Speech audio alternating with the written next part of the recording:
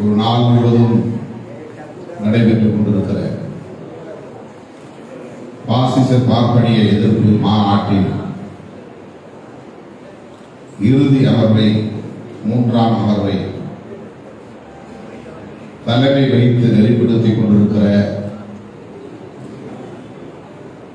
எழுச்சி உரை ஆற்றி அமர்ந்திருக்கிற தமிழக மக்கள் முன்னணியின் நிறுவனர் தோழர் பொழிலன் அவர்களே, வருகை தந்திருக்கிற நம் அனைவரையும் வரவேற்று உரையாற்றி சிறப்பித்திருக்கிற வழக்குரைஞர் பூர்ணிமா அவர்களே, தொடக்க உரையாற்றி இம்மாநாட்டுக்கு சிறப்பு சேர்த்திருக்கிற பேராசிரியர் ஜெயராமன் அவர்களே,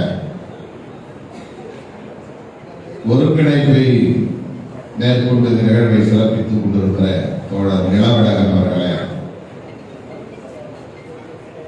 தென்மொழி இதழ் ஆசிரியர் முனைவர் மா பூங்குன்றன் அவர்களே, மக்கள் கல்வி கூட்டியக்கத்தின் தலைவர் பேராசிரியர் பா சிவகுமார் அவர்களே,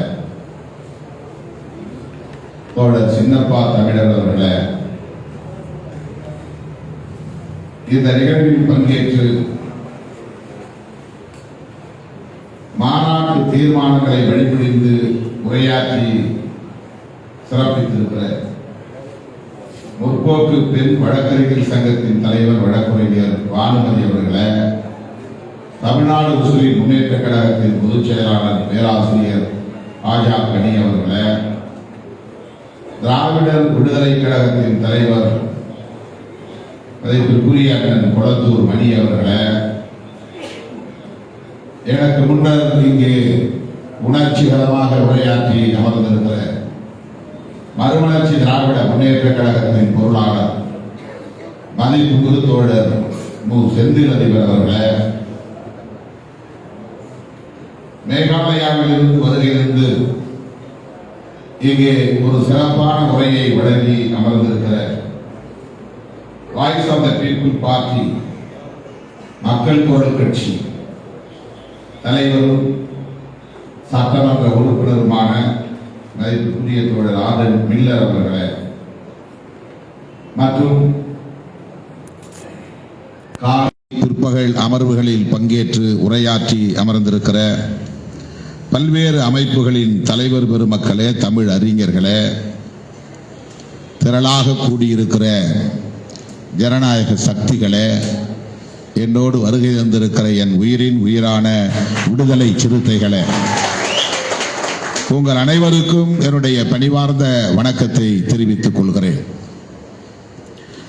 தோழர் பொழிலன் அவர்கள் குறிப்பிட்டதைப் போல ஒரு நெருக்கடியான சூழலில் நாம் இங்கே கூடியிருக்கிறோம். இங்கே பேசிய தலைவர்கள் அனைவரும் அந்த நெருக்கடிகள் என்ன என்பதை சுட்டிக்காட்டி உரையாற்றி இருக்கிறார்கள். மேகாலயாவில் இருந்து வருகை தந்திருக்கிற தோழர் மில்லர் அவர்கள் ஆங்கிலத்தில் உரையாற்றினார். அரசமைப்பு சட்டத்திற்கு இங்கே ஒரு நெருக்கடி இருக்கிறது என்பதை சுட்டிக்காட்டினார். அந்த அரசமைப்பு சட்டம் இந்திய சமூக கட்டமைப்பில் கூட்டாட்சி முறையை எவ்வாறு வலியுறுத்துகிறது என்பதையும், ஆளுநர்களுக்கான அதிகாரம் எத்தகையது என்பதையும் அரசமைப்பு சட்டம் சுட்டிக்காட்டுகிற நிலையில் நாம் மாநில அளவிலான அரசியல் கட்சிகள் ஒருங்கிணைந்து தனித்து ஒரு மாபெரும் அரசியல் சக்தியாக எழுச்சி பெற வேண்டிய தேவை இருக்கிறது என்பதை சுட்டிக்காட்டினார். பெரிய கட்சிகளோடு கூட்டணி அமைப்பதை விட மாநில கட்சிகள் ஒன்று சேர வேண்டும் என்று பேசினார். இங்கே இந்த மாநாட்டுக்கான முழக்கங்கள் 5, தீர்மானங்கள் 12. இந்த மாநாட்டுக்கான முழக்கங்களையும் தீர்மானங்களையும் விடுதலை சிறுத்தைகள் கட்சியின் சார்பிலே நான் வரவேற்று ஆதரிக்க கடமைப்பட்டிருக்கிறேன். இந்த மாநாட்டின் முழக்கங்களும் இந்த மாநாட்டின் தீர்மானங்களும் மிக நுட்பமானவை, காலத்திற்கு தேவையானவை, ஆழமான அரசியலை உள்ளடக்கமாக கொண்டிருப்பவை. அதே வேளையில் நாம் அரசமைப்பு சட்டத்திற்கு அல்லது நாடாளுமன்ற ஜனநாயகத்திற்கு உட்பட்டு இதை அணுகுகிற போது நடைமுறை சாத்தியக்கூறுகளை பற்றியும் தீவிரமாக நாம் சிந்திக்க வேண்டியிருக்கிறது.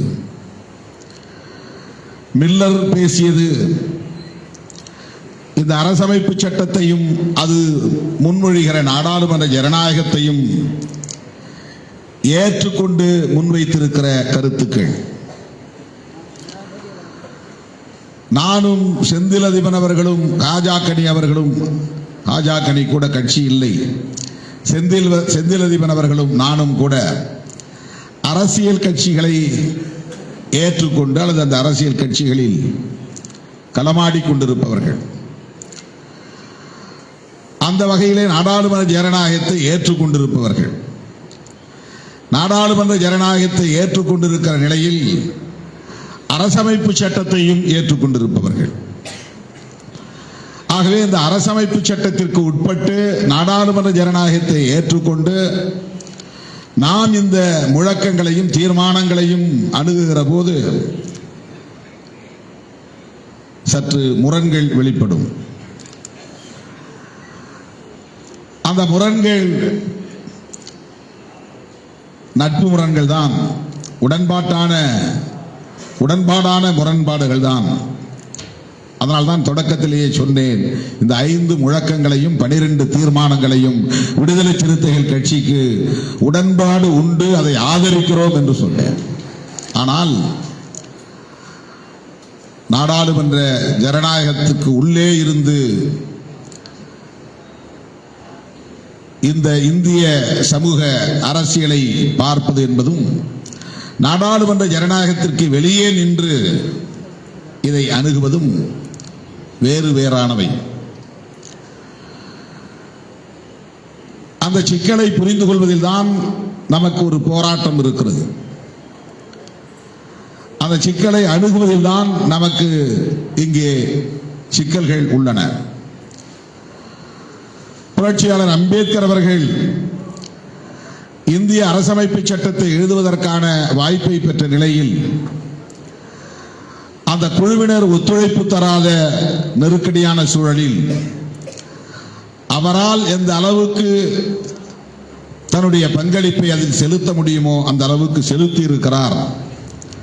அதில் மிக முக்கியமானது இந்த பாசிச பார்ப்பனியத்தை எதிர்ப்பது, அதை சிதைப்பது, அதை வீழ்த்துவது என்பதை அடிப்படையாக கொண்டு தன்னுடைய பங்களிப்பை செலுத்தி இருக்கிறார் என்பதிலே யாருக்கும் எந்த மாற்று கருத்தும் இருக்க முடியாது. பார்ப்பனியத்தை நாம் ஒவ்வொருவரும் வெவ்வேறு கோணங்களில் பார்க்கிறோம். ஆனால் ஒரே கருத்தில் உடன்பட்டு நிற்கிறோம். பார்ப்பனர்களை மட்டுமே பார்ப்பனியத்திற்கான அடையாளமாக பார்ப்பது என்பது ஒரு பார்வை. பார்ப்பனர்களோடு இணைந்து பார்ப்பனர் அல்லாதவர்களும் சேர்ந்து இயங்குகிறார்கள் என்கிற அடிப்படையில் பார்க்கிற பார்வையும் உண்டு. பார்ப்பனர் அல்லாதவர்களும் பார்ப்பனியத்திற்கு துணை போகிறார்கள் அல்லது அதை பாதுகாக்கிறார்கள், அதற்காக பாடுபடுகிறார்கள் என்பதாகவும் புரிந்து கொள்ளுகிற ஒரு பார்வை இருக்கிறது.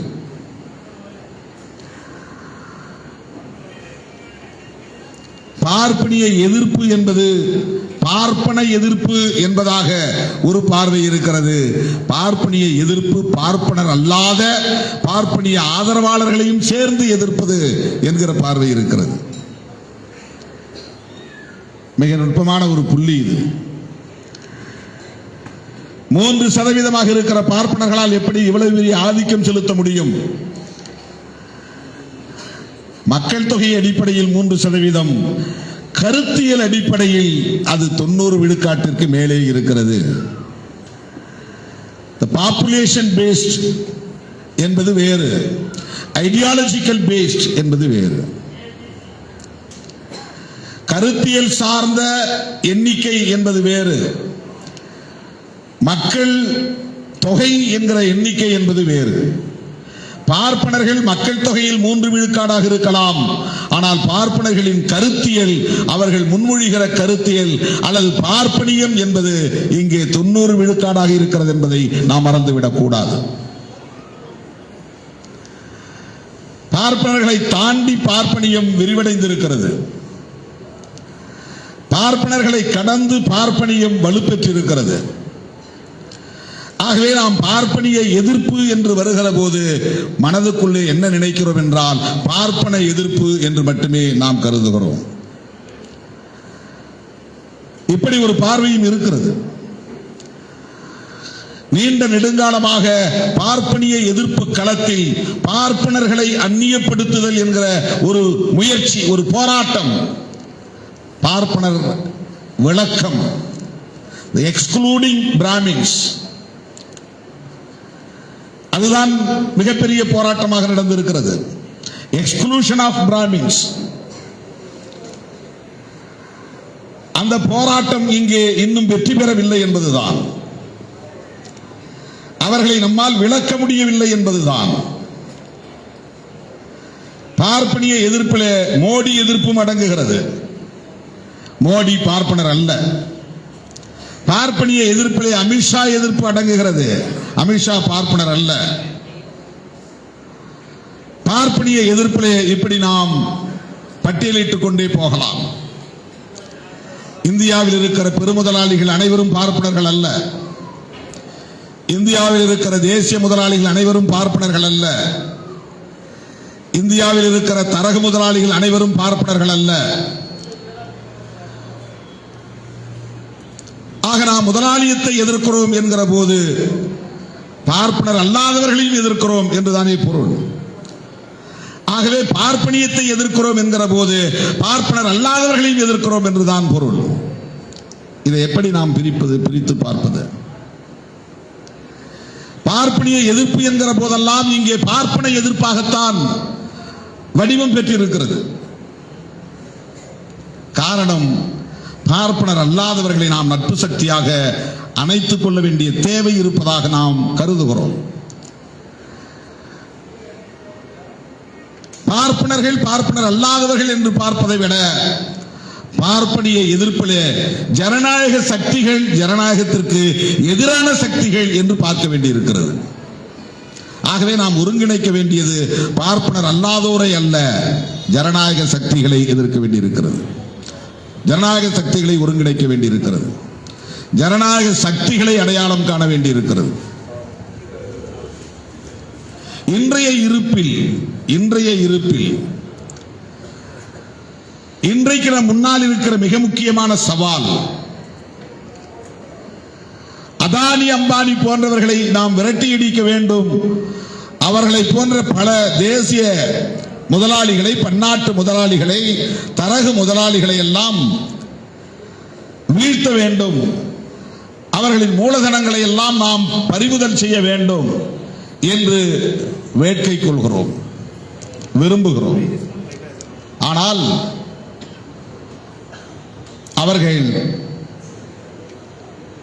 நம்மால் சீண்ட முடியாத அளவுக்கான இடத்தில் இருக்கிறார்கள், மிக பெரும் வலிமையோடு இருக்கிறார்கள். அவர்களை வீழ்த்துவதற்கான வழிமுறை என்னவாக இருக்கிறது? இங்கே ஒன்று, நாடாளுமன்ற ஜனநாயகத்திற்கு வெளியே நின்று ஒட்டுமொத்தமாக அரசமைப்பு சட்டத்திற்கு எதிராக போராட வேண்டும். நாடாளுமன்ற ஜனநாயகத்தை மறுதலிக்கிறோம் என்றால் அரசமைப்பு சட்டத்தை மறுதலிக்கிறோம் என்று பொருள். அரசமைப்பு சட்டத்தை எதிர்க்கிறோம் என்று சொன்னால் இந்த அரசு கட்டமைப்பு எத்தகைய வலிமையோடு இருக்கிறதோ அந்த வலிமையை எதிர்கொள்வதற்கு ஆயுதம் தாங்கிய போராட்டம் தேவைப்படுகிறது. அது இந்திய மண்ணிலே எந்த அளவுக்கு வெற்றிகரமாக நகர்ந்திருக்கிறது என்பதை வரலாற்று ஆதாரங்களோடு நாம் ஆய்வு செய்ய கடமைப்பட்டவர்களாக இருக்கிறோம். ஆகவே தற்போதைய சூழலில் நாடாளுமன்ற ஜனநாயகத்திற்கு உட்பட்ட நிலையிலே நாம் நின்று பார்க்கிற போது இந்த அரசமைப்பு சட்டத்தை பாதுகாக்க வேண்டிய தேவையை உணர்கிறோம். அதுதான் இன்றைக்கு நம் கையில் இருக்கிற ஒற்றை ஆயுதமாக இருக்கிறது. அது அடிப்படையில் நமக்கு முரணாக தெரியும். இந்த முழக்கங்களோடும் தீர்மானங்களோடும் நாம் ஒப்பிட்டு பார்க்கிற போது அது முரணாக தெரியும். ஆனால் இன்றைக்கு நம் முன்னால் இருக்கிற ஒற்றை ஆயுதம் என்பது புரட்சியாளர் அம்பேத்கர் அவர்கள் வகுத்தளித்திருக்கிற அரசமைப்பு சட்டம் தான், வேறு வழி இல்லை. ஆகவேதான் ஆர்டன் மில்லர் பேச்சும் கூட we need protection for our constitution. There is a big threat to our constitution. அதுதான் அவர் preamble of the constitution அப்படிங்க ஒப்பித்தார். preamble of the constitution, justice, liberty, equality and fraternity என்கிற 4 முக்கியமான கோட்பாடுகளை அடிப்படையாக கொண்டிருக்கிறது. இந்த 4 முக்கியமான கோட்பாடுகளும் தான் இந்த பாசிச பார்ப்பனியத்திற்கு எதிரான ஆயுதங்கள். நீதி, சுதந்திரம், சகோதரத்துவம், சமத்துவம் என்கிற இந்த கோட்பாடுகள் தான் பார்ப்பனியத்தை வீழ்த்துகிற ஆயுதங்களாக கான்ஸ்டிடியூஷன் முன்மொழிகிறது. புரட்சியாளர் அம்பேத்கர் அதை முன்மொழிகிறார். சுதந்திரம், சமத்துவம், சகோதரத்துவம் என்பதை பிரெஞ்சு புரட்சியின் முழக்கங்களில் இருந்து அம்பேத்கர் காப்பியடித்து விட்டார் என்று பலரும் விமர்சனம் செய்த போது அம்பேத்கர் சொன்னார், பல நண்பர்கள் இப்படி சொல்லுகிறார்கள், நான் பிரெஞ்சு புரட்சியின் முழக்கங்களில் இருந்து இவற்றையெல்லாம் நகலெடுத்து விட்டேன் என்று சொல்லுகிறார்கள். அந்த நண்பர்களுக்கு நான் சொல்லுகிறேன், நான் இந்த கருத்தியலை, இந்த கோட்பாடுகளை புத்தரின் போதனைகளில் இருந்து எடுத்து கையாண்டிருக்கிறேன் என்று சொன்னார். ஆக புத்தரின் போதனைகளின் அடிப்படை சாராம்சம் தான் லிபர்ட்டி, ஈக்வாலிட்டி அண்ட் ஃப்ரெட்டர்னிட்டி என்பது. புத்தரின் போதனைகள் என்னவாக இருந்திருக்கிறது? இந்த பாசிச பார்ப்பனியத்திற்கு எதிராக இருந்திருக்கிறது. சகோதரத்துவத்தை மறுப்பதுதான் பார்ப்பனியம், சமத்துவத்தை மறுப்பதுதான் பார்ப்பனியம், சுதந்திரத்தை மறுப்பதுதான் பார்ப்பனியம். ஆகவே சுதந்திரம் வேண்டும் என்றால் பார்ப்பனிய எதிர்ப்பு, சகோதரத்துவம் வேண்டும் என்றால் அதுதான் பார்ப்பனிய எதிர்ப்பு, சமத்துவம் வேண்டும் என்றால் அதுதான் பார்ப்பனிய எதிர்ப்பு. ஆகவே பார்ப்பனியத்தை எதிர்க்க வேண்டுமானால் இந்த சுதந்திரம், சமத்துவம், சகோதரத்துவத்தை முன்மொழியக்கூடிய அரசமைப்பு சட்டத்தை ஏந்தியாக வேண்டும். அதை ஆயுதமாக கையில் ஏந்தியாக வேண்டும். அந்த அரசமைப்பு சட்டத்தின் பாதுகாப்பை உறுதிப்படுத்தியாக வேண்டும். அதற்கான ஜனநாயக சக்திகளை ஒருங்கிணைத்தாக வேண்டும். இது இடைக்காலமாக நாம் கையாள வேண்டிய மிக முக்கியமான ஒரு ஸ்ட்ராட்டஜி, ஒரு உத்தி. அப்படித்தான் இதை நான் பார்க்கிறேன், அப்படித்தான் இதை அணுக வேண்டி இருப்பதாக நான் உணர்கிறேன். நாடாளுமன்ற ஜனநாயகத்திற்கு வெளியே நின்றால் நம்மால் இந்த அரசமைப்பு சட்டத்தை ஏற்றுக்கொள்ள முடியாது. இந்த அரசமைப்பு சட்டம் பார்ப்பனிய பனியா கும்பலுக்கு சாதகமாக இருக்கிறது, பன்னாட்டு முதலாளிகளுக்கு சாதகமாக இருக்கிறது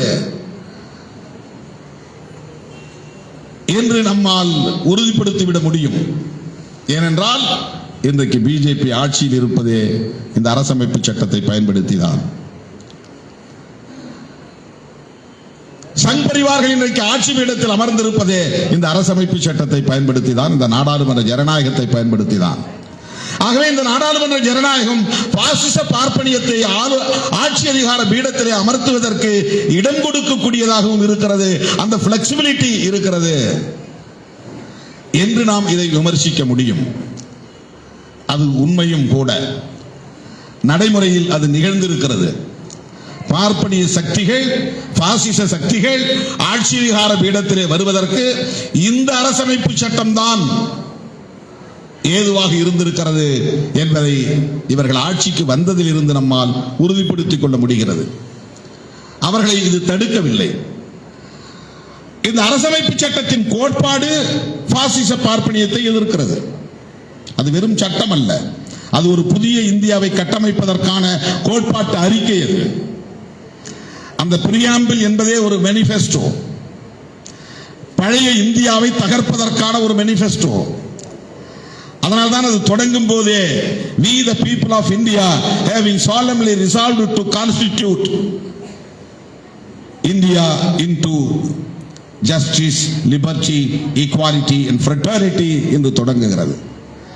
நாங்கள் அனைவரும் இந்திய மக்களாகிய இந்திய குடிமக்களாகிய நாங்கள் அனைவரும் ஒருமித்த கருத்தின் அடிப்படையில் தீர்மானித்திருக்கிறோம், ஒரு புதிய அரசை இங்கே உருவாக்க போகிறோம். அந்த அரசு என்னவாக இருக்கும்?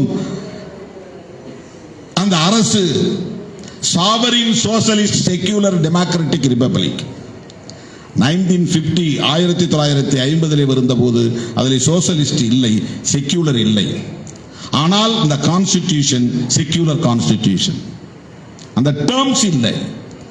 ஏனென்றால் எப்படி இந்த கான்ஸ்டிடியூஷன் செக்யூலர் கான்ஸ்டிடியூஷனாக இருக்க முடியும் என்றால், இந்த அரசமைப்பு சட்டம் நடைமுறைக்கு வந்தபோது 1950 இந்த அரசுக்கு ஒரு மதம் இல்லை.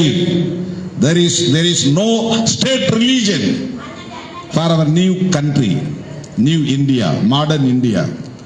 ஸ்டேட் ரிலீஜன் இல்லை என்கிற போது இது செக்யூலர் ஸ்டேட், இது செக்யூலர் கண்ட்ரி, இது செக்யூலர் கான்ஸ்டிடியூஷன்.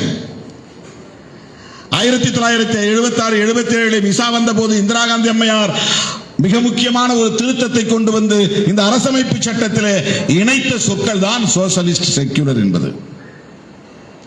மிசாவை நாம் கடுமையாக எதிர்க்கிறோம். அந்த எதிர்ப்பு ஒரு புறம் இருந்தாலும் கூட அந்த காலகட்டத்தில் இந்திரா காந்தி அம்மையார் செய்த உருப்படியான ஒரு முக்கியமான வேலை, அரசமைப்பு சட்டத்தின் பிரியாம்பிளில் ஒரு திருத்தம் கொண்டு வந்து sovereign socialist secular democratic republic. ஏற்கனவே சாவரின் டெமோக்ராட்டிக் ரிபப்ளிக் என்றுதான் இந்திய அரசை பிரியாம்பிள் டிஃபைன் செய்தது, விளக்கியது. அதிலே அமெண்ட்மெண்ட் கொண்டு வந்து இந்திரா காந்தி அம்மையார் இன்செர்ட் செய்த ரெண்டு சொற்கள், ஒன்று சோசலிஸ்ட், இன்னொன்று செக்யூலர். செக்யூலர் என்று சொல்லுவதிலிருந்து ஆன்டி பிராமினிசம் என்று பொருள், ஆன்டி ரிலீஜியன் என்று பொருள், ஆன்டி பாசிசம் என்று பொருள். ஆகவேதான் சொல்லுகிறோம், இந்த அரசமைப்பு சட்டம் தான் இப்போதைக்கு நம் கையில் இருக்கிற பார்ப்பனிய எதிர்ப்பு ஆயுதம் என்று நாம் சொல்ல வேண்டியிருக்கிறது. அந்த அடிப்படையில் தான் இந்த களத்தில் நின்று நாம் இணைந்து போராட வேண்டிய ஒரு தேவை எழுந்துள்ளதாக நாம் பார்க்கிறோம். அருமை தோழர்களே, பார்ப்பனியம் என்பதை பற்றி பலரும் பல விளக்கம் தந்திருக்கிறார்கள். விலகுவதும் விளக்குவதும் பார்ப்பனியம். உன்னோட நான் சேர மாட்டேன் விலகி நிற்பதும், உன்னை நான் விலக்கி வைப்பேன் என்று விலக்கி வைப்பதும் தான் பிராமினிசம் என்ற ஒரு வரையறை உண்டு. நான் 90களின் தொடக்கத்தில் எழுதினேன், வஞ்சகத்தால் வளைப்பதும் வன்முறையால் ஒடுக்குவதும் தான் பார்ப்பனியம் என்று எழுதியிருக்கிறேன். வஞ்சகத்தால் வளைப்பது, நீயும் ஆண்ட சாதி என்று சொல்லி தோளிலே கையை போட்டு உள்ளே இழுத்துக் கொள்வது, நீயும் இந்து என்று இணைத்துக் கொண்டால் நான் பிராமின் நீ நான் பிராமின் என்கிற பாகுபாட்டை தடுத்து விட முடியும்.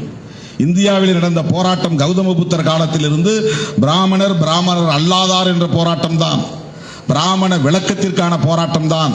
மகாத்மா ஜோதிபா புலேவின் போராட்டமும் அதுதான், தந்தை பெரியாரின் போராட்டமும் அதுதான், புரட்சியாளர் அம்பேத்கரின் போராட்டமும் அதுதான். இதைத்தான் காஞ்சிராம் அவருடைய மொழியிலே சொன்னார், பகுஜன் யூனிட்டி என்று சொன்னார். பகுஜன் யூனிட்டி என்றால், பகுஜன் என்றால் எக்ஸ்க்ளூஷன் ஆஃப் பிராமினிசம், பிராமின்ஸ் என்று பொருள். பார்ப்பனர் அல்லாதார் ஒற்றுமைதான் Bahujan unity. Schedule caste, schedule tribes, minorities, OBC, இந்த 4 கேட்டகரிஸ், 4 வகையறாக்களும் ஒன்று சேர வேண்டும் என்றால் என்ன பொருள்? பார்ப்பனர்களை தவிர நாம் அனைவரும் ஒன்று சேர வேண்டும். பார்ப்பனர்களை தனிமைப்படுத்த வேண்டும் அல்லது முன்னேறிய சாதியினரை தனிமைப்படுத்த வேண்டும். ஃபார்வர்ட் கம்யூனிட்டிஸ் என்கிற அந்த வகையறாவை தனிமைப்படுத்த வேண்டும். அவர்கள்தான் 1% குறைவானவர்கள் தான் மக்கள் தொகையிலே, ஆனாலும் ஆட்சி அதிகார பீடத்தில் அவர்கள் இருக்கிறார்கள், ஆளும் வர்க்கமாக இருக்கிறார்கள். விவசாயம் அவர்களின் கட்டுப்பாட்டில் இருக்கிறது, தொழில் அவர்களின் கட்டுப்பாட்டில் இருக்கிறது, வணிகம் அவர்களின் கட்டுப்பாட்டில் இருக்கிறது, கல்வி அவர்களின் கட்டுப்பாட்டில் இருக்கிறது, மதம் அவர்களின் கட்டுப்பாட்டில் இருக்கிறது, சாதி அரசியலும் அவர்களின் கட்டுப்பாட்டில் இருக்கிறது. எனவே அவர்களிடமிருந்து நாம் தனிமைப்பட வேண்டும், அவர்களை தனிமைப்படுத்த வேண்டும். இந்த யூனிட்டியை இன்னும் நம்மால் உருவாக்க முடியவில்லை. அதற்கு நான் என்ன பார்க்கிறேன் என்றால், ஓபிசி ஆர்கனைசேஷன்ஸ், ஓபிசி லீடர்ஸ் இந்திய அளவில் இந்த விழிப்புணர்வை பெற்றவர்களாக இல்லை.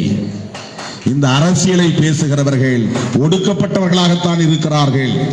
பெரியாரை பற்றி எல்லோரும் விமர்சனம் பண்ணுவாங்க. அவர் ஓபிசிக்கு தான் குரல் கொடுத்தாரு, எஸ்சிக்காக பெருசா பேசலாமாங்க. ஓபிசிக்காக ஏன் அவர் குரல் கொடுத்தார்னா, ஓபிசி தான் பிராமணனை நம்புகிறான், பிராமணனை தூக்கி பிடிக்கிறான், பிராமணனை தோளில் சுமக்கிறான். ஓபிசியை சார்ந்தவர்கள் தான் பிராமணர்களை வைத்து திருமணம் செய்கிறான், சடங்குகளை செய்கிறான், வேள்வியை செய்கிறான், யாகம் நடத்துகிறான். அவனை தன் எஜமானனாக ஏற்றுக்கொண்டிருக்கிறான். கோவிலில் நுழையக்கூடாது என்றால் சரி என்கிறான், விழுந்து கும்பிடு என்றால் விழுந்து கும்பிடுகிறான். ஆகவே சூத்திரன் என்கிற அந்த பட்டத்தையும் ஏற்றுக்கொண்டிருக்கிறான். நால்வர்ணத்திற்குள்ளே போய் அடங்கி கிடக்கிறான். சதுர்வர்ண கோட்பாட்டை, வர்ணாசிரம தர்மத்தை ஒப்புக்கொண்டிருக்கிறான். பெண்களை பாலின அடிப்படையில் பாகுபடுத்துவதை ஏற்றுக்கொண்டு இவனும் சேர்ந்து பெண்களை ஒடுக்குகிறான், சுரண்டுகிறான். எனவே அவனுக்குத்தான் அறிவு தேவைப்படுகிறது, அரசியல் தேவைப்படுகிறது, பிரச்சாரம் தேவைப்படுகிறது. எனவே தந்தை பெரியார் ஓபிசி என்கிற சூத்திரர்களிடம் அவர் அதிகம் பேசினார், அவர்களுக்கு அறிவுரை சொன்னார். அதுதான் தேவைப்பட்டது. எந்த ஒடுக்கப்பட்ட சமூகத்தை சார்ந்தவனும் பிராமணனை வைத்து திருமணம் செய்வதில்லை, சாதி சடங்குகள் செய்வதில்லை, ஈமச் சடங்குகள் செய்வதில்லை, கட்டிடத்திற்கு போய் யாகம் நடத்துவதில்லை, அந்த வேலைகளை செய்ததே இல்லை. அவர்கள் தோளில் சுமந்ததில்லை. அதற்கான தேவை அகில இந்திய அளவில் எழவில்லை. ஆகவே 4 வருணத்திற்குள்ளே சிக்கி இருப்பவன் சூத்ராஸ், அவன்தான் ஓபிசி, அவன்தான் பார்ப்பனர்களை எஜமானனாக ஏற்றுக்கொண்டிருக்கிறான். ஆகவே ஓபிசி சமூகத்தில் தோன்றுகிற தலைவர்களிடத்தில் சமூக நீதி பார்வை தேவைப்படுகிறது. பார்ப்பன எதிர்ப்பு, பார்ப்பனிய எதிர்ப்பு என்கிற அரசியல் விழிப்புணர்வு தேவைப்படுகிறது. பிபி மண்டல் அவருடைய பரிந்துரை, அதற்கு பின்னால் ஏற்பட்ட அரசியல் மாற்றங்கள் ஆய்வுக்குரியவை. எஸ்சி எஸ்டி மக்களுக்கான இடஒதுக்கீட்டை அரசமைப்பு சட்டத்தின் மூலம் புரட்சியாளர் அம்பேத்கர் உறுதிப்படுத்திவிட்டார். ஓபிசி மக்களுக்கான நலன்கள் குறித்து ஒரு ஆணையம் அமைக்க வேண்டும் என்கிற பரிந்துரையை செய்தார். அந்த ஆணையம் அமைக்கப்படவில்லை என்பதனால்தான் ஜவஹர்லால் நேரு அவர்களோடு முரண்பட்டு அவர் வெளியே வருகிறார். அவருடைய அந்த கோரிக்கையின் அடிப்படையில் தான் முதலாக கலால்கர் கமிஷன் உருவாக்கப்படுகிறது. அந்த பரிந்துரையை காங்கிரஸ் அரசு ஏற்றுக்கொள்ளவில்லை, அதை நடைமுறைப்படுத்தவில்லை. பிறகு தொடர்ந்து அந்த அழுத்தம் ஓபிசி சமூகத்தினரிடையே எழுந்ததன் விளைவாக மண்டல் கமிஷன் அமைக்கப்படுகிறது. அந்த மண்டல் பரிந்துரை கிடப்பிலே போடப்படுகிறது. விபி சிங் ஆட்சிக்கு வந்தபோது அவருக்கு உற்ற துணையாக இருந்தவர் ராம்விலாஸ் பாஸ்வான் என்கிற ஒரு தலித் தலைவர் தான். விபி சிங் அவர்களுக்கு உற்ற துணையாக எந்த ஓபிசி தலைவர்களும் இல்லை, சமூக தலைவர்கள் கிடையாது. அன்றைக்கு விபி சிங் அவர்கள் அதை நடைமுறைப்படுத்துகிற போது அவரை ஆட்சி பீடத்தில் இருந்து தூக்கி எறிந்தவர்கள் பிஜேபி, RSS, அத்வானி தலைமையிலான பாரதிய ஜனதாவும் சங் பரிவார் அமைப்புகளும் தான். பறிபோனாலும் பரவாயில்லை, இதை நடைமுறைப்படுத்துவேன் என்று துணிந்து நடைமுறைப்படுத்தியவர் விபி சிங். அந்த நேரத்தில் தொடங்கிய ஒரு முன்னேறிய சாதியினரின் அரசியல் தான் இன்றைக்கு இந்தியாவை இந்த நிலைக்கு கொண்டு வந்து நிறுத்தி இருக்கிறது. பிபி மண்டலுடைய பரிந்துரைக்கு பிறகு OBC consolidation, exclusion of Brahmins என்பது நிகழ்ந்திருக்க வேண்டும். பிஜேபியை புறக்கணித்திருக்க வேண்டும், புறந்தள்ளி இருக்க வேண்டும், தனிமைப்படுத்தி இருக்க வேண்டும், பார்ப்பனிய அரசியலை தனிமைப்படுத்தி இருக்க வேண்டும். இல்லை, எல்லா ஓபிசி தலைவர்களும் பிஜேபி பின்னால் போனார்கள் அல்லது RSS சதி வலைகளுக்குள்ளே போய் சிக்கினார்கள். மண்டல் பரிந்துரையை எதிர்த்துதான் ரத யாத்திரை நடத்தினார் அத்வானி. ஓபிசி மக்களுக்கு வழங்கப்பட்ட இடஒதுக்கீட்டை எதிர்த்துதான் பாஜக பேரணி நடத்தியது. அதுதான் ரத்த யாத்திரையிலே போய் முடிந்தது. அதுதான் பாபர் மசூதி இடிப்பு வரையில் போய் நின்றது. பாபர் மசூதி இடிப்புக்கு பிறகுதான் இந்து பெரும்பான்மைவாதம் இங்கே வெற்றிகரமான திசையிலே நகர்ந்தது. பிஜேபியால் மட்டும்தான் இதை சாதிக்க முடியும் என்று பெரும்பான்மை இந்துக்கள் நம்பத் தொடங்கினார்கள். 1984 2 எம்பிக்களை வைத்திருந்த பிஜேபி பாபர் மசூதி இடிக்கப்பட்ட பிறகு அசுர வளர்ச்சியை கண்டது, ஆட்சியை பிடித்தது. பாபர் மசூதி இடிப்புக்கு எது காரணமாக இருந்தது என்றால் மண்டல் பரிந்துரை நடைமுறைக்கு வந்ததுதான் காரணமாக இருந்தது. அத்வானியின் எதிர்ப்பு தான் காரணமாக இருந்தது. ரத யாத்திரை தான் காரணமாக இருந்தது. இதை யாரும் மறுத்துவிட முடியாது. ஆகவே மண்டல் பரிந்துரையை நடைமுறைப்படுத்த கூடாது என்று எதிர்ப்பு தெரிவித்த பிஜேபியை எதிர்க்க வேண்டிய ஓபிசி தலைவர்கள் எதிர்க்கவில்லை, கைகோர்த்தார்கள். பிஜேபியை மக்களிடத்தில் அம்பலப்படுத்தவில்லை, அவர்களோடு இணைந்து கொண்டார்கள், கைகோர்த்து கொண்டார்கள். வெறும் அரசியல் ஆதாயத்திற்காக கைகோர்த்தார்கள் என்று மட்டும் நாம் சொல்ல முடியாது. எப்படி இங்கே பார்ப்பனியம் வலுப்பெற்றது, அது ஒரு பாசிசமாக எப்படி எழுச்சி பெற்றது? என்னை நீ பிராமணன் என்று சொல்லி தனிமைப்படுத்துகிறாய், நான் உன்னை இந்து என்று இணைத்துக் கொள்கிறேன். இந்து என்று சொன்னால் என்னை பிராமணன் என்று சொல்ல முடியாது. நீயும் இந்து, நானும் இந்து. பிராமின் வெர்சஸ் நான் பிராமின் என்கிற அந்த பைபோலார் பாலிடிக்ஸ் என்பது இங்கே டைலூட்டட், நீர்த்து போய்விட்டது. அதனால்தான் தமிழ்நாட்டிலே ஒரு தலைவர் தலித் அல்லாதார் அரசியலை பேச முடிந்தது. எவ்வளவு பெரிய வீழ்ச்சி அது, எவ்வளவு பெரிய ஒரு பின்னடைவு, எவ்வளவு பெரிய சீரழிவு. தலித் ஒரு புறம், தலித் அல்லாதவர்கள் ஒரு புறம். தலித் அல்லாதார் இயக்கம் என்று இந்தியாவிலேயே ஒரு மாநிலத்தில் உருவானது என்றால் அது தமிழ்நாட்டில் தான். பிராமணர் அல்லாதார் இயக்கம் உருவாகி இருக்கிறது, பெரியார் தலைமையிலே உருவாகி இருக்கிறது, வட இந்திய மாநிலங்களிலே உருவாகி இருக்கிறது. பிராமண எதிர்ப்பு என்பது வட இந்திய மாநிலங்களிலும் வலுவாக இருந்திருக்கிறது. அது புத்தர் காலத்திலிருந்தே நமக்கு அந்த அடிச்சுவடுகள் கிடைக்கின்றன. ஆனால் தலித் அல்லாதோர் இயக்கம், எண்ணி பாருங்கள் எந்த அளவுக்கு இங்கே ஒரு வீழ்ச்சி நிகழ்ந்திருக்கிறது அரசியல் களத்திலே என்பதை தயவு கூர்ந்து எண்ணி பார்க்க வேண்டும். இது நான் குறிப்பிட்ட ஒரு கட்சியை குறை சொல்ல வேண்டும் என்பதற்காக சொல்லவில்லை. இந்த வரலாற்று பரிமாணங்களை நாம் பார்க்க வேண்டியிருக்கிறது. இந்த வரலாற்று பரிமாணங்களை கவனத்திலே கொள்ள வேண்டியிருக்கிறது. மறுபடியும் நான் சொல்லுகிறேன், அரசியல் விழிப்புணர்வு என்பது இன்னும் இந்த பார்ப்பனிய எதிர்ப்பு அல்லது பாசிச பார்ப்பனிய கருத்தியல் தொடர்பான விழிப்புணர்வு என்பது இன்னும் ஓபிசி சமூகத்தினரிடையே போய் சேரவில்லை என்பதுதான். யார் அவர்களை தூக்கி பிடிக்கிறார்கள்? இந்துத்துவ அஜெண்டாவுக்குள்ளே யார் போய் வேலை செய்கிறார்கள்? இது எப்படி நிகழ்கிறது? எவ்வளவு சாதுரியமாக அவர்கள் இந்துத்துவ அஜெண்டாவை முன்வைக்கிறார்கள். இந்துத்துவ அஜெண்டா என்பது என்ன? நீயும் இந்து, நானும் இந்து என்பதன் மூலம் அவர்கள் தங்களை தனிமைப்படுத்துகிற முயற்சியில் இருந்து தற்காத்துக் கொண்டார்கள், ஒளிந்து கொண்டார்கள். எனக்கு இங்கே நம்முடைய நண்பர்கள் பெரிய போர்வையை போட்டு போர்த்தியதை போல RSS கும்பல் மிகப்பெரிய போர்வையை போர்த்தி நாம் எல்லோரும் இந்துக்கள் என்று அவர்கள் இந்துத்துவா போர்வைக்குள்ளே அனைவரையும் உள்வாங்கிக் கொண்டார்கள். இந்த இந்துத்துவ அஜெண்டாவை அம்பலப்படுத்த வேண்டிய தேவை இருக்கிறது. ஓபிசி சமூகத்தினரிடையே உள்ள ஜனநாயக சக்திகளை அடையாளம் கண்டு வெளியே எடுக்க வேண்டிய தேவை இருக்கிறது. அகில இந்திய அளவில் நாம் ஜனநாயக சக்திகளின் ஓர்மையை முன்னிறுத்த வேண்டிய தேவை இருக்கிறது.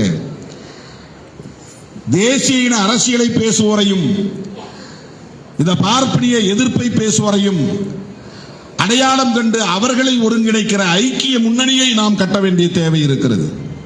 இந்த தீர்மானம் என்ன சொல்லுகிறது? மக்களவையை கலைத்துவிட்டு தேசிய இனங்களின் ஒன்றியத்தை அங்கே உருவாக்க வேண்டும் என்று சொல்லுகிறது. மிக மகிழ்ச்சியாக இருக்கிறது. ஆனால் மக்களவையை கலைப்பது என்றால் அரசமைப்பு சட்டத்தை உதறுதல் என்று பொருள். தேசிய இனங்களுக்கான ஒன்றிய அரசை உருவாக்குவது இந்த நடைமுறை சாத்தியம் விவாதத்திற்குரியது.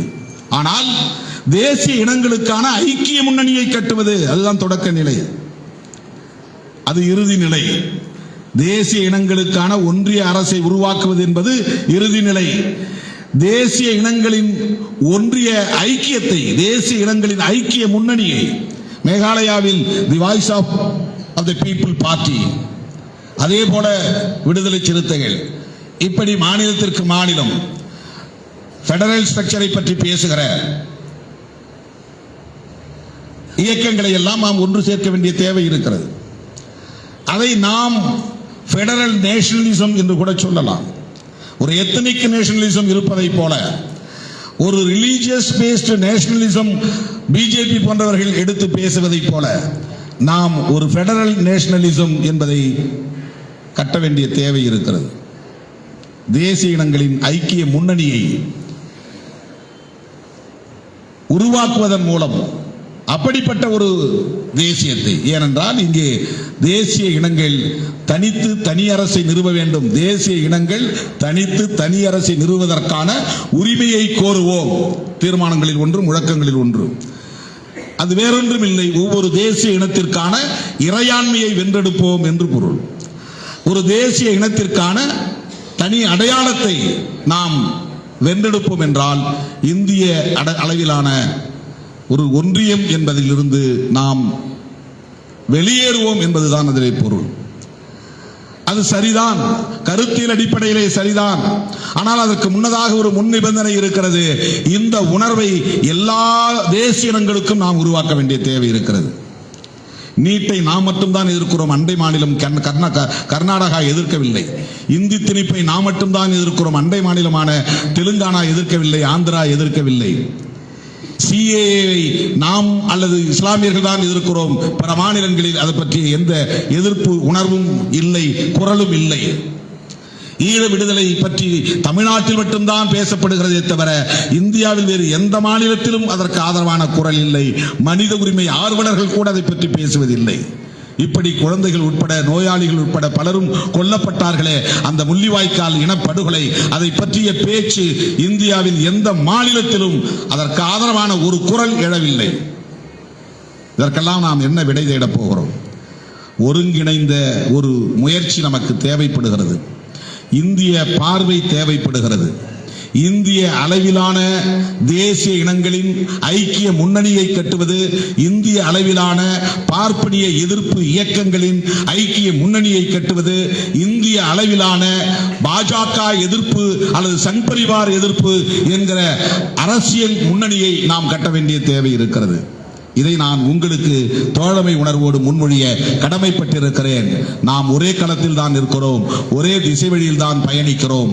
நாம் இந்திய அரசமைப்பு சட்டத்தை பாதுகாக்க வேண்டிய நெருக்கடியான சூழலில் நின்று கொண்டிருக்கிறோம் என்பதையும் நான் உங்களில் ஒருவன் என்கிற உணர்வோடு அதையும் ஒரு கருத்தாக நான் பதிவு செய்ய கடமைப்பட்டிருக்கிறேன்.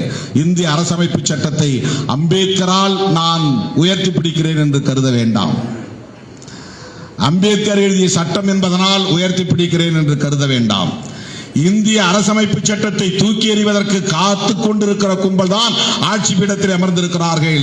உத்தரப்பிரதேசத்திலே சில மாதங்களுக்கு முன்னால் ஒரு அமைப்பு, சங்கராச்சாரியா பெயரிலே இருக்கிற அமைப்பு, ஒரு பிரகடனம் செய்தது, 32 பக்க அறிக்கையை வெளியிட்டது. அதற்கு பெயர் டிராஃப்ட் கான்ஸ்டிடியூஷன். ஏற்கனவே இங்கு அரசமைப்பு சட்டம் இருக்கிற போது அவன் ஒரு அரசமைப்பு சட்டத்தை எழுதுகிறான். அது ஒரு நகல் வரைவு அரசமைப்பு சட்டம், டிராஃப்ட் கான்ஸ்டிடியூஷன். அது 300 பக்கங்களுக்கு மேலானது. 32 பக்கங்களை மட்டும் வெளியிடுகிறான். அந்த 32 பக்கங்களில் உள்ள முக்கியமான கோர் பாயிண்ட்ஸ் என்னவென்றால், இந்தியாவின் பெயர் இனி இந்தியா என்று இருக்காது, இந்து ராஷ்டிரா. இந்தியாவின் தலைநகரம் இது புதுதில்லியாக இருக்காது, வாரணாசி. இந்தியாவின் ஆட்சி நெறி ஜனநாயக முறையாக இருக்காது, அது வர்ணாசிரம தர்மத்தின் அடிப்படையில் இருக்கும். இந்தியாவில் இருக்கிற இஸ்லாமியர்களும் கிறிஸ்தவர்களும் வாழலாம், தொழில் செய்யலாம், ஓட்டு போட முடியாது. இந்தியாவின் தேசிய கொடி ஸ்வஸ்திக் பொறிக்கப்பட்ட காவி கொடியாக இருக்கும். இதுவெல்லாம் துணிச்சலாக அவர்கள் டிராஃப்ட் கான்ஸ்டிடியூஷன் என்கிற பெயரால் வெளியிடுகிறார்கள். 2024 மீண்டும் பிஜேபி ஆட்சிக்கு வரும். 2024 மீண்டும் மோடி ஆட்சிக்கு வருவார். 2024 இந்த டிராஃப்ட் கான்ஸ்டிடியூஷன் தான் இந்தியாவின் உண்மையான அரசமைப்பு சட்டமாக இருக்கும் என்று அவன் சொல்லுகிறான்.